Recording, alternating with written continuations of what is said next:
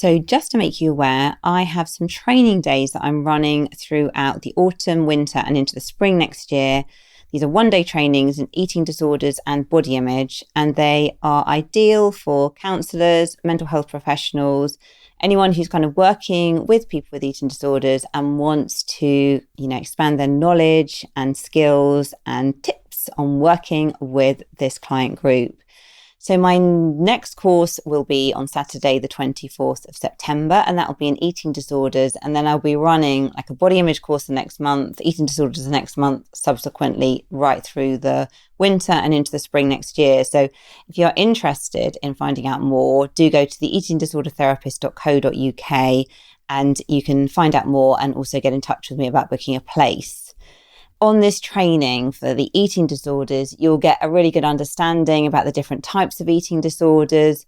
You'll explore typical causes of eating disorders and understand how to create a psychological formulation for your client. And then I will take you through specific skills, knowledge, and strategies that I use when working with people with eating disorders, drawing on my experience of working in the NHS for almost 20 years and also in private practice.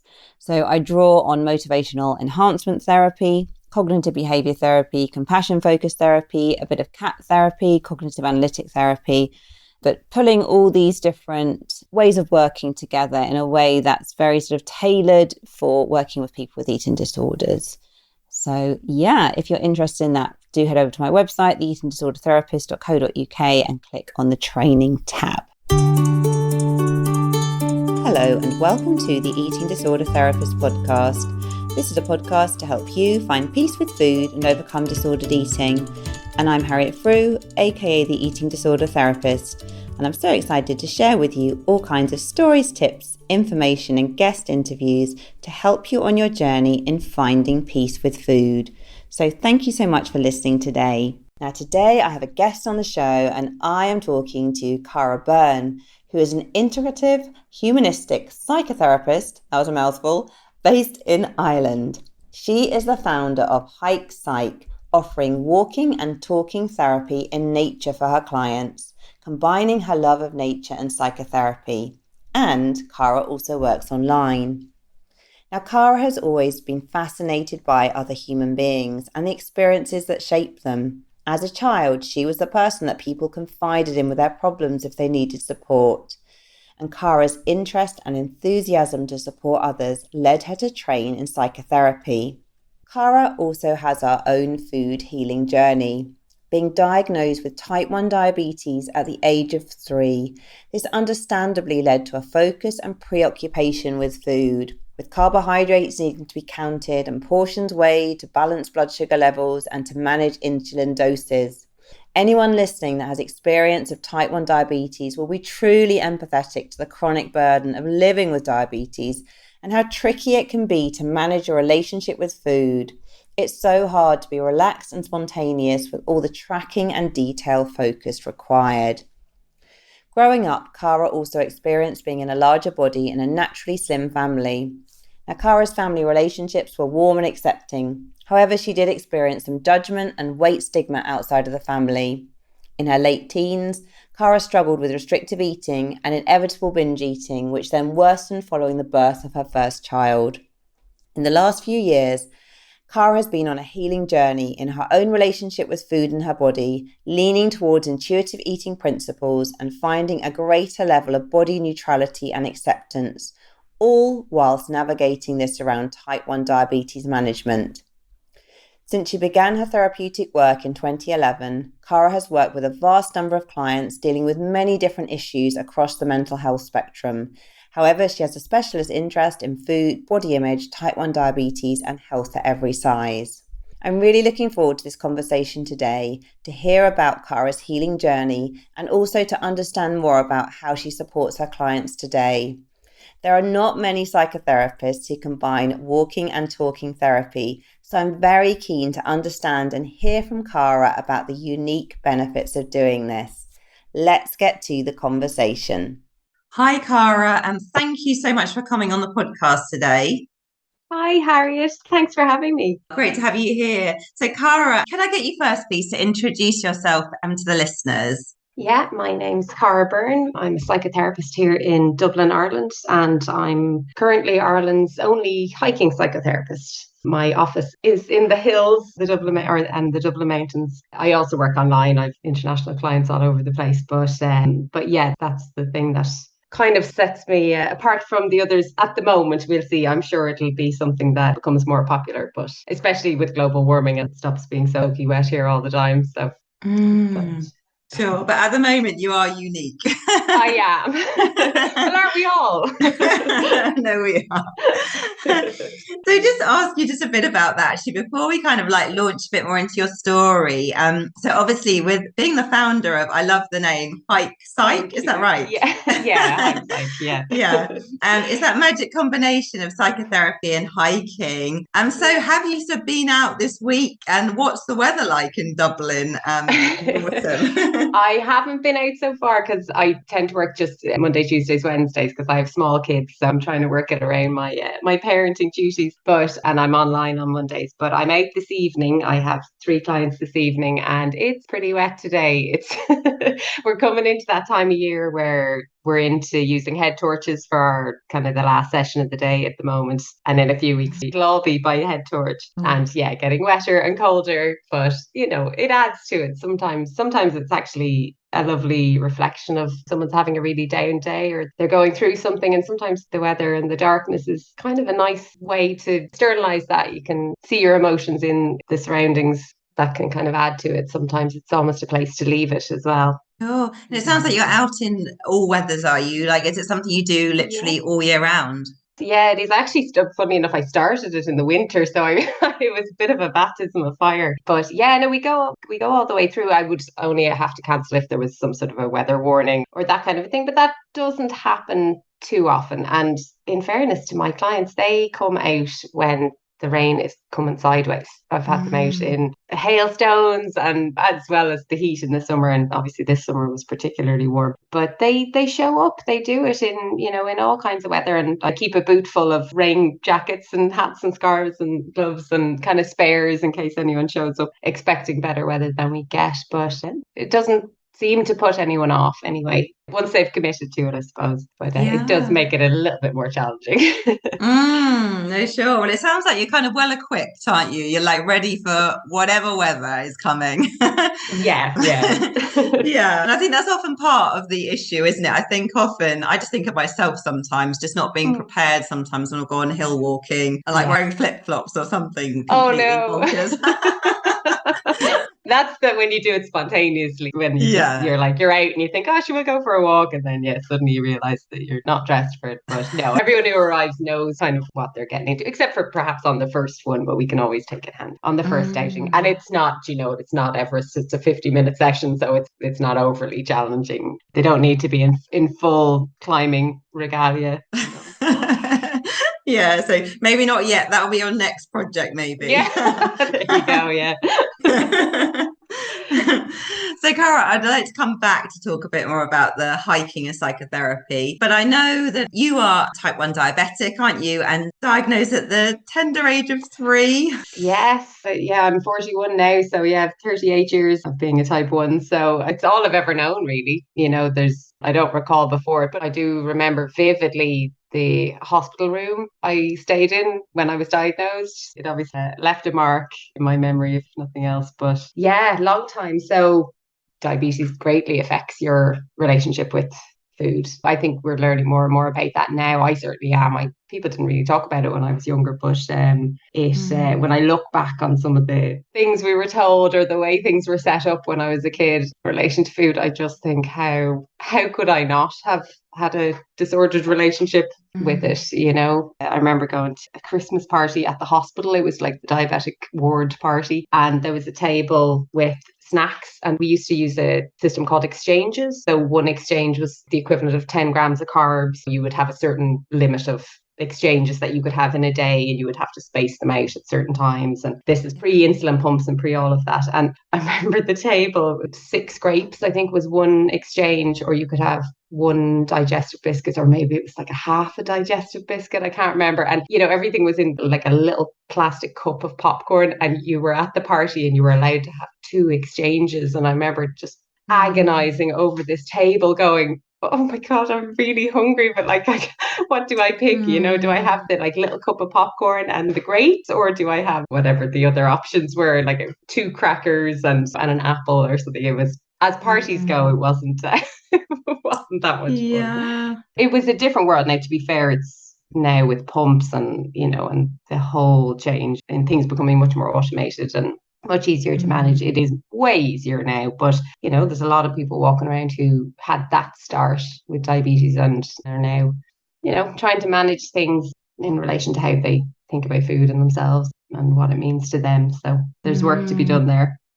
Yeah, no, absolutely. One of my children has type 1 diabetes. I think what I've been very struck by going along to appointments is the sort of psychological side is lagging behind, I think, a lot, isn't it? In terms of like when you're kind of given the sort of treatment and the input, you're very much kind of given the rules, aren't you, about what you should and what you shouldn't eat.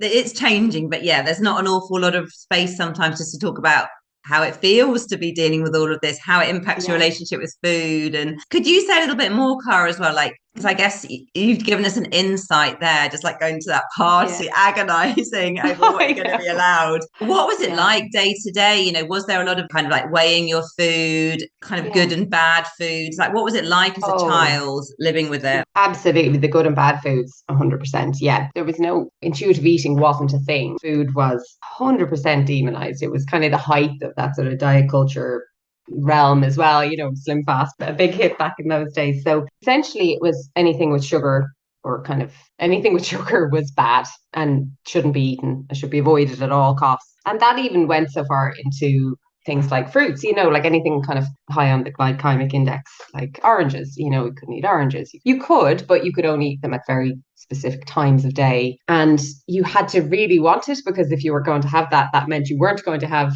something else from the bad category. It was this constant sort of balance of never really feeling satisfied with anything and also then feeling bad. So if you eat something that you know you're not supposed to, but everyone else in your class is eating it, you know, everyone's having sweets or a little chocolate bar or like even a biscuit, something small, and you have it, well, then you run into high sugars then later on in the day, and then you're bad for doing that thing, and then you're a bad diabetic, and then you're a bad, you suddenly become a bad person, like for eating this very innocent piece of food that shouldn't have any moral value to it. It's just food. So yeah, it's that kind of a cycle, you know, and it's this whole I'll be good. And what does being good mean? Being good means only eating good food, only eating foods that aren't going to spike your sugar, foods that aren't, you know, what would have been considered junk food or that kind of a thing. But throw a kid into a birthday party and tell them they can only have the good food. Their little hearts are broken.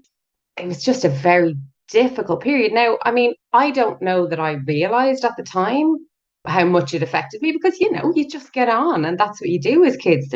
Kids are brilliantly adaptable, you know, they really are. They are so resilient. But it's when you look at your relationship, or certainly when I looked at my relationship with food later on in my life, when I had some more awareness, that I was like, okay, wow, you know, I really associate, you know, my diabetic control with how virtuous my food choices are, you know, and if I'm being bad in inverted commas, it's all of me, you know. I'm a bad diabetic, I'm a bad person, I'm a bad, you know, I'm a bad eater, I'm, you know, I can't get it right. And then sometimes, then certainly I did anyway, use food to punish myself with, as lots of people do, but I would binge almost as a punishment. You know, I've already been bad, it's been a bad day, I'm bad, so sure, may as well keep going on this train while we're here and end the day off with the binge. And that's so, you know, but I think that all stemmed from that sort of childhood idea of there being such a list of good and bad foods. And I from a family of, I have 3 siblings, and none of them thankfully are diabetic, and they all have very healthy relationships with food, you know. So it wasn't coming from my family of origin. They're all very normal, natural eaters, you know, they're not at all disordered. So it was the influence, I think, of that.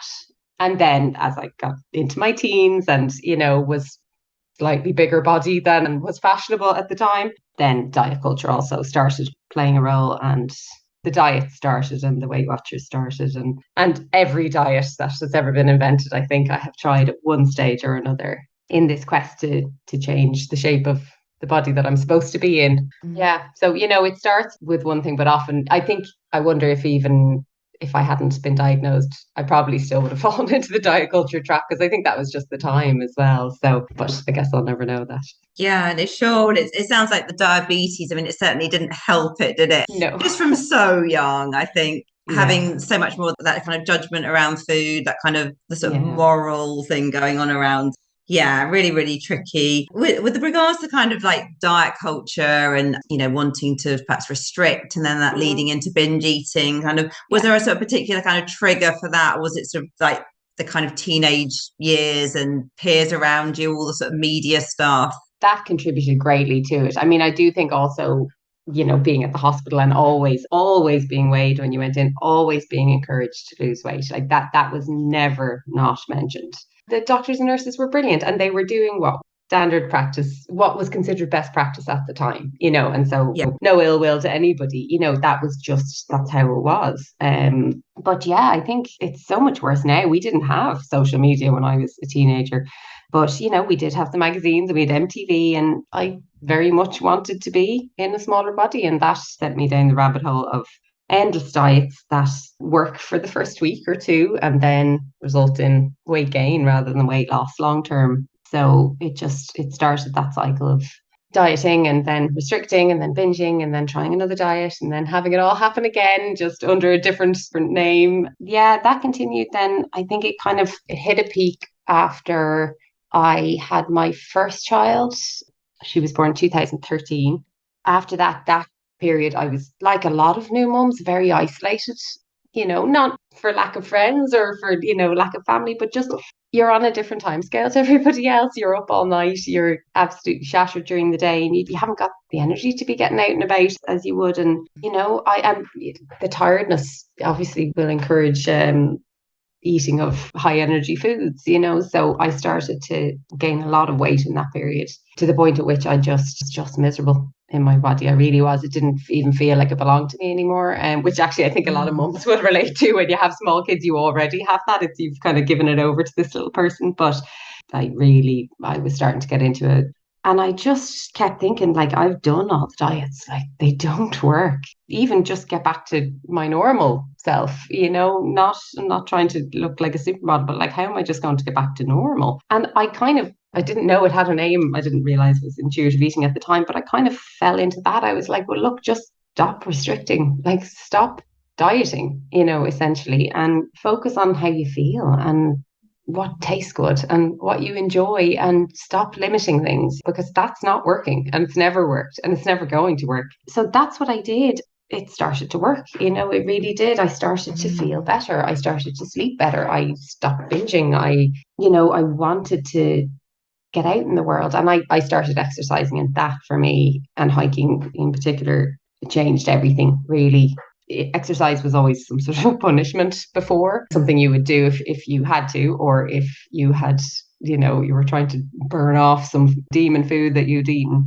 And instead it turned into this way to make myself feel stronger, to sort of stand taller, to kind of just feel more capable, especially having a young baby. You're carrying this little person around with you all the time. Like, they get heavier as they get older. They're harder to carry. I was like, I want to be able to run with them. I want to be able to play with them. That became the motivation, to want to be able to do something with my body, not rather about wanting to change how my body looked. That then led me into hiking. That changed everything. So it was a journey, kind of. I feel like I sort of stumbled along finding my way, if you like, but it worked. It all sort of came together. And then, of course, discovered that what I actually had been doing was intuitive eating, which is something I'm now very passionate about. I've just recently sat my intuitive eating counsellor exam, and I still have a few bits to do. It's quite a long course, there's a few bits in it, but I need to finish my supervision. But then, yes, I'll be able to officially help others on that path. It's been a kind of an interesting journey with lots of missteps and kind of, experiences along the way, but I think they all contribute. And it certainly helps me when I'm dealing with clients who are in space of not appreciating their body. I deal with a lot of clients who suffer with binge eating, and I'm trained in CBTE as well. So, I use that sometimes for anorexia sufferers, or, and binge eating too. But yeah, at the root, I think, of certainly my experience with clients, at the root of it all is this desire to appreciate yourself and this constant feeling of just not being good enough, just not being what people expect of you. Yeah, I think for me, that's been my experience, that's what's behind it all, as well as the influence of diet culture. But I think they're one and the same, really. Yeah, no, you're so right, aren't you? I think it's almost like, sadly, in our culture, to become good enough, it's Yeah. often kind of so like wrapped up in how you look, isn't it? And your body Oh, size. yeah. And we forget that like 80% of our height is determined by genetics. 70% of our weight is determined by genetics. Like you wouldn't expect somebody to change their foot size because all the models have a size 6 and you're a size 8. So you're like, well, I'm going to have to make my foot smaller. Like that's just not how it goes. We are all different. We are different heights and different sizes and different eye colors and we're not meant to look like clones. It's a crazy world we live in where we think that our bodies are supposed to be this cookie cutter, of whatever's fashionable at the time. And that changes too, depending on what area you're in. So it's about learning that being yourself is fine. That's who you're supposed to be. Yeah, and I'm so with you. And it sounds like with your journey, like stepping more into that intuitive eating place, even though perhaps you didn't really know it at the time.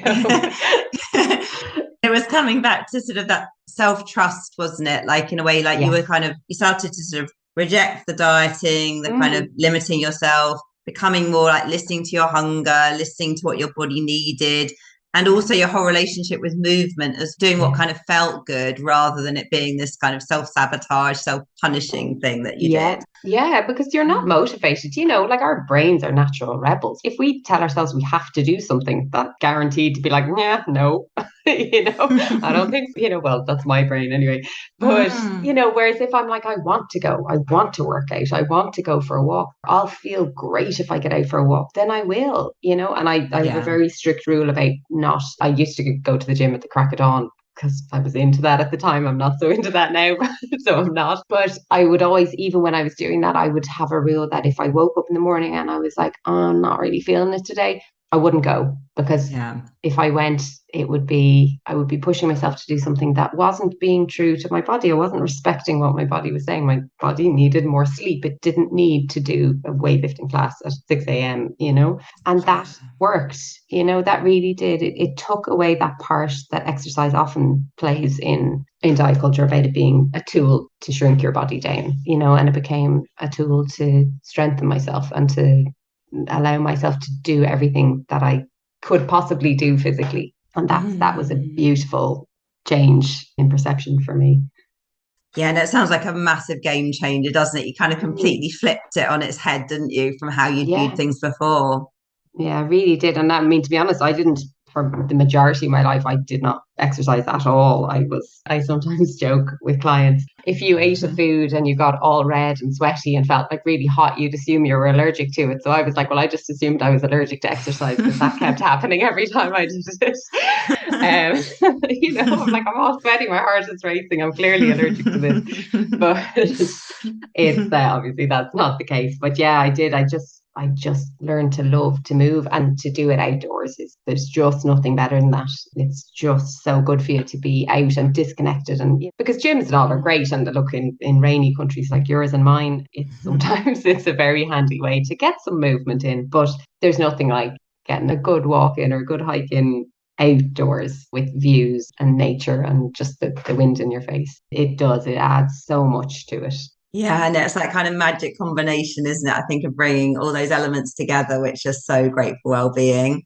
Yeah, it really is. So, Cara, can I just ask you a little bit more as well about, obviously, when you were in that sort of restricting and binging phase, which sounds like really, really challenging. So I'm just very aware as well of trying to manage that with your diabetes as well. Must have been hugely challenging. So can you just say a little bit more even about that? Because I think something that's not really talked about enough. I can imagine sometimes as well, if you'd had a big binge, I'm just sort of wondering if that then impacted how much insulin you would take, if it got you into a bit of a pickle almost with some of your diabetes management. Yes, constantly. No, I mean, you can't, as a diabetic, you can't consume large amounts of sugar or carbs without then having to counteract that with large amounts of insulin. And the more insulin you're using, greater your insulin resistance becomes, because your body's just adjusting to it all the time. So really it was having quite a negative impact on my diabetes management as a whole. And then the swings are quite high, so you're restricted running into low blood sugars, and then that makes you starving, and then that will trigger a binge, to fix the low blood sugar, but you'll overshoot it, and then you're high, and then you're dropped again, and then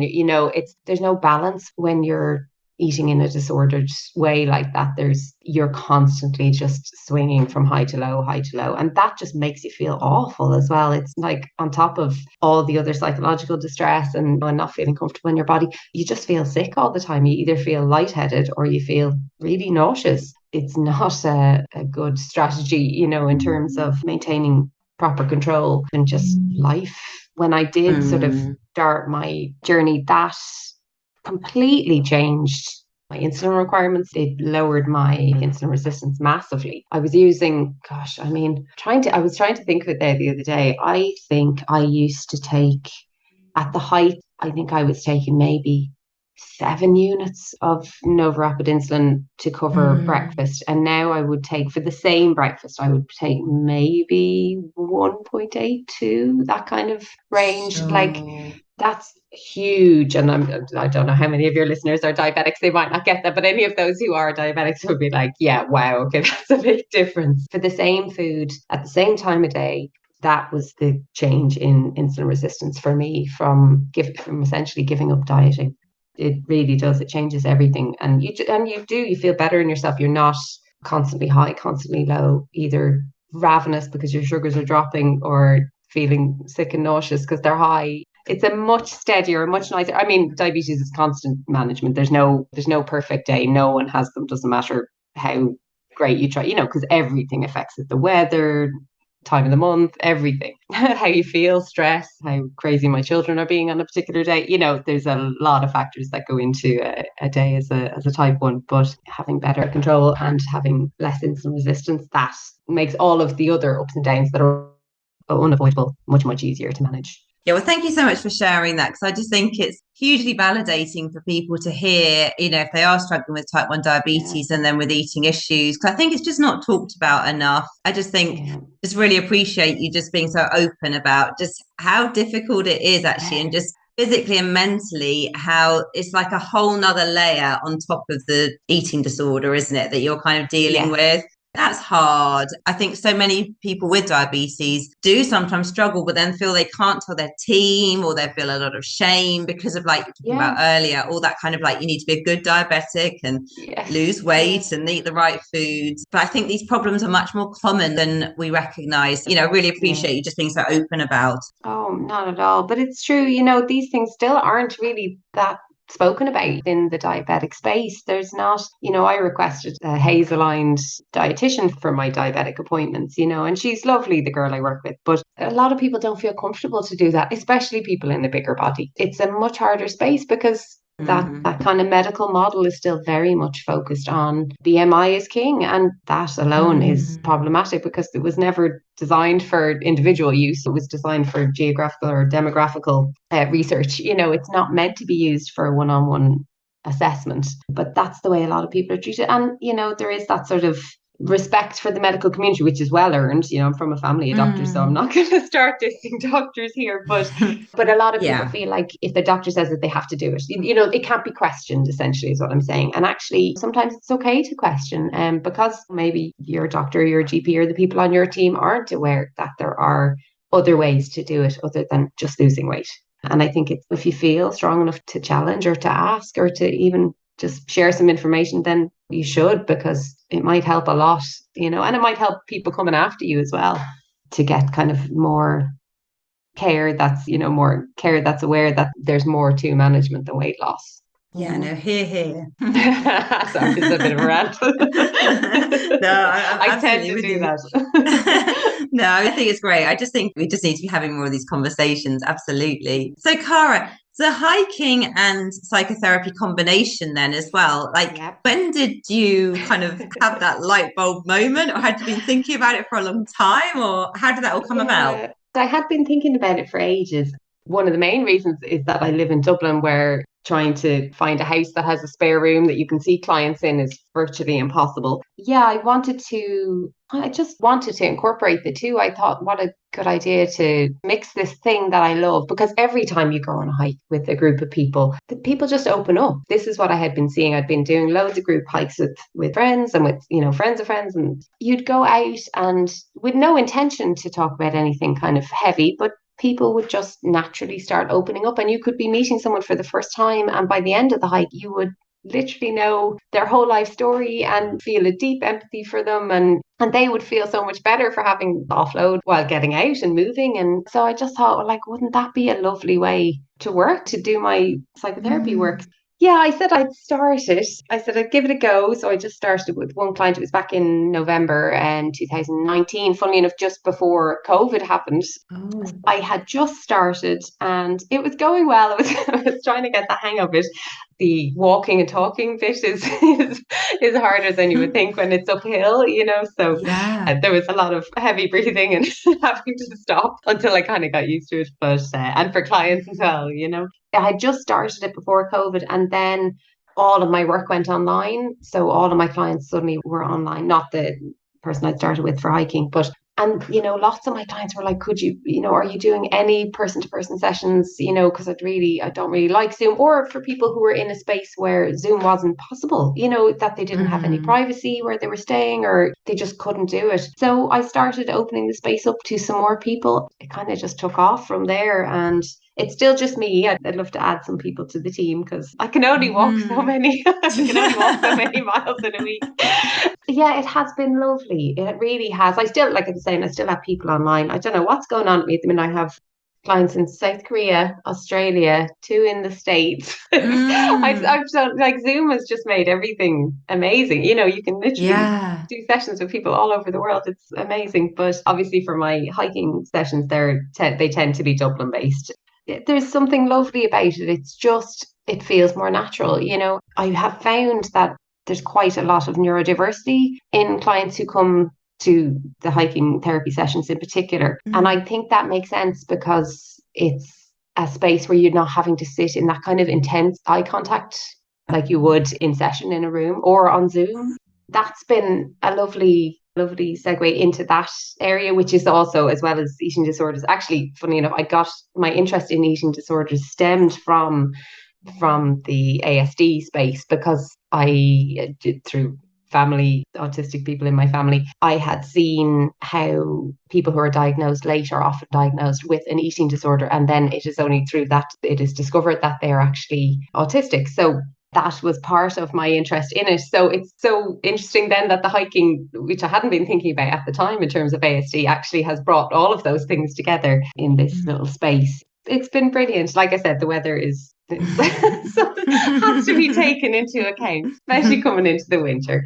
No, it's amazing. And like, essentially what you're doing is combining forest bathing with therapy and with joyful movement, with sometimes not to feel so joyful, but like it's supposed to be joyful movement. And so you're getting the benefits of everything, you're getting that disconnection from tech and from noise and from lights and all of that kind of distraction. You're getting that, you're getting movement, you're getting mindfulness, because you have to be mindful on a trail, especially when there's loose rocks or it's icy, or, you have to be very present, which means you can't be in anxiety. You have to be, anxiety can only live in the future. You can't be present in the moment if you're away in your head. So it's very grounding in that. And it also gives a beautiful space for pendulum, that swing to out, in and out of trauma. So it's, if you're dealing with something very heavy, being out in a natural space allows for a really easy step away, a breakaway, because dog will run by, or the wind will shift, or you see other people, like, we're not alone in the mountain, you'd have somebody else might pass you by, and that will give you a chance, or there'll be a view, and it gives the client a chance to be like,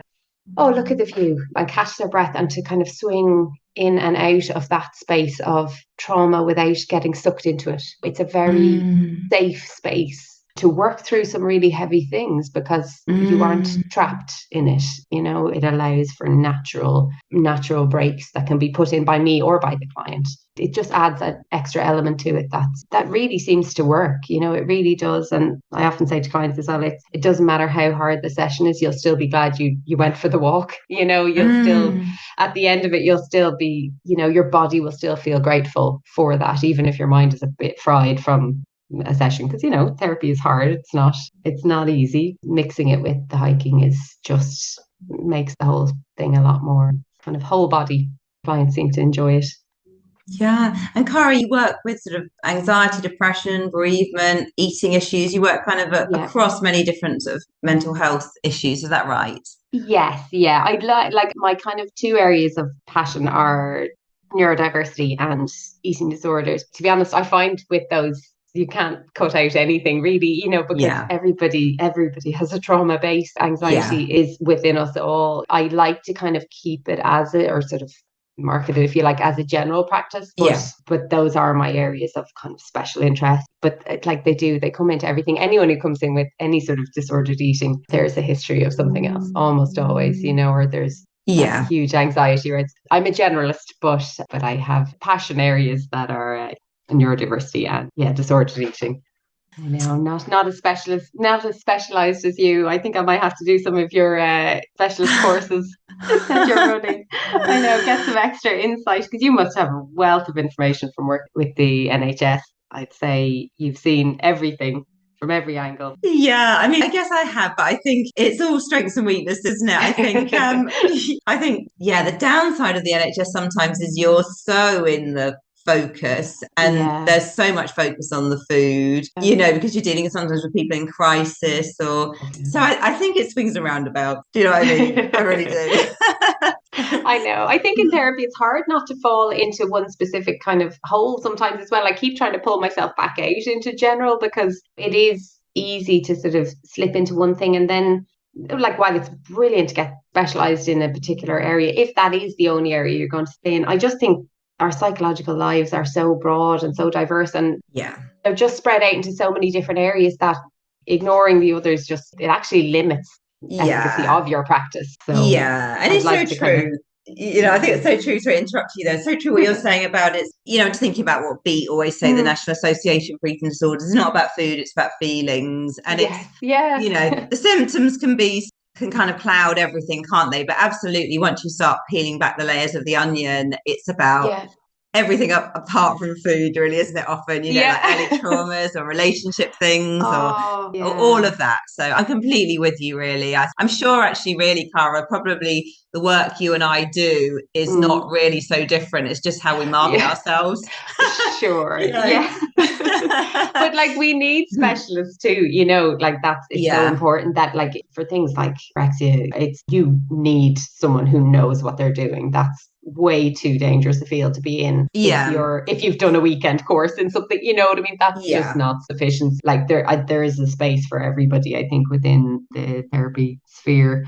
But I keep trying to stay in general, because I like the mix, I like to get a bit of everything, but you never know what you're going to get. Even if you've done kind of an assessment, know this as well. You say, what are you coming to? What has brought you here? And what they start with is often completely different to what you end up speaking about.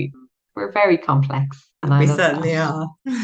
So, Cara, where can people find you if they want to get in touch or, ask you more questions about the work you do? Well, my website is www. I don't know. Is that old school to say that? It's www.hikepsych.ie. So it's HIKEPSYCH.ie. And I'm also on Instagram at hikepsych.ie. Yeah, that's the easiest place to find me. I'm a bit of an Instagram addict, although I'm not very good at posting. I'm quite erratic with my posting schedule. And poor you lost your account. Oh. Yeah, no, it was a bit frustrating. But I'm so sorry for you. I think that's everyone's worst nightmare when you have a business that's kind of Instagram based. Felt so sorry for you. Sorry. No, it's okay. Well, no, thank you for the empathy.